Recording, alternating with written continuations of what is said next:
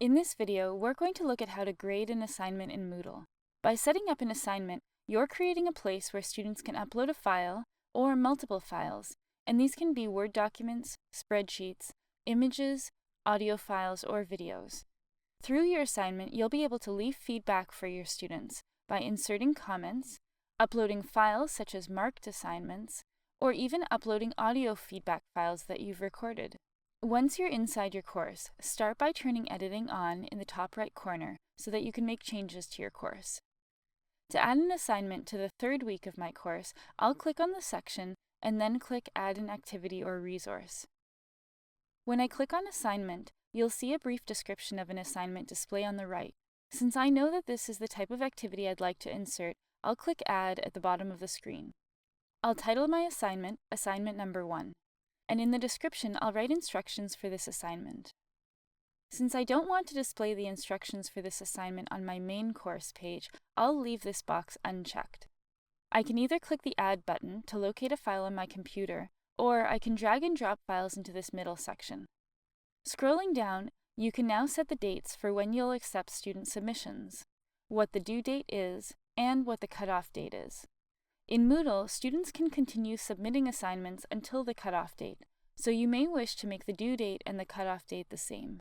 Further down, you can determine the type of file you'll accept from students. Due to the nature of my assignment, I'll leave this set to File Submission.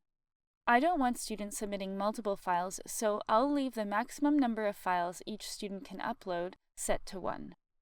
If you'd like to have the ability to provide feedback comments for each student, you can check this box. If you'd like, however, to mark up student submission with comments and upload these files, check the Feedback Files box.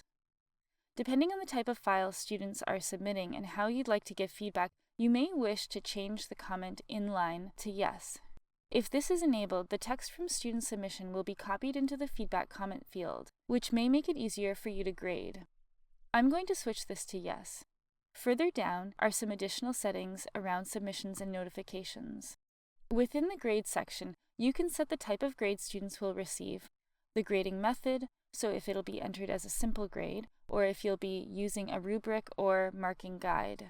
You can also input what grade students need to receive in order to pass this assignment. And within the activity completion section, you can decide whether you'd like students to have the option to manually mark the activity as completed, or you can show this assignment as completed only when certain conditions are met. I'm going to check both of these boxes, since I want students to submit this assignment and receive a grade for the assignment in order for it to be marked as completed. If you're ever unsure about what a setting does, you can always click on the question mark to view a more detailed description of it. Once you're happy with the settings for your assignment, click Save and Display at the very bottom. A summary page will appear, summarizing basic information about this assignment, including the number of submissions that have been made at this point in time. I'll then go back to my main course page and turn editing off. Now, let's fast forward in time and take a look at how to view submissions and grade an assignment. I'll click on assignment number 1. I can see that there are 2 students in my course. One student submitted the assignment and it needs grading. I'll click View All Submissions to view this in more detail.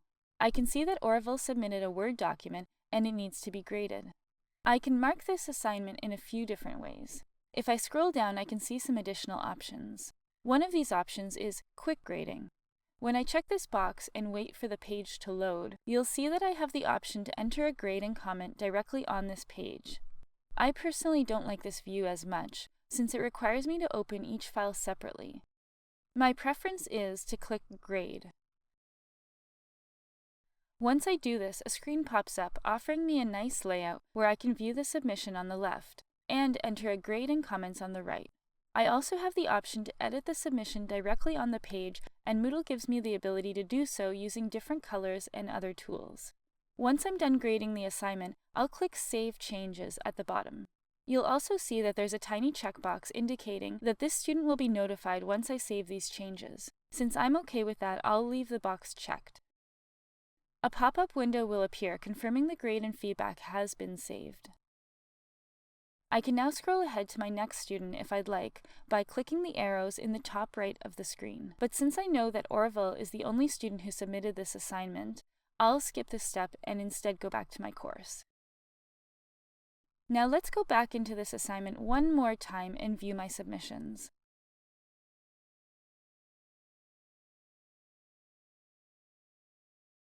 When I scroll to the right, I can now see that the grade and comment I added to Orville's submission display here, which is exactly what I would expect. So that should get you started with creating an assignment and marking submissions in Moodle. And remember to check out some of our other Moodle for Instructors videos, which will look at some other features in more detail.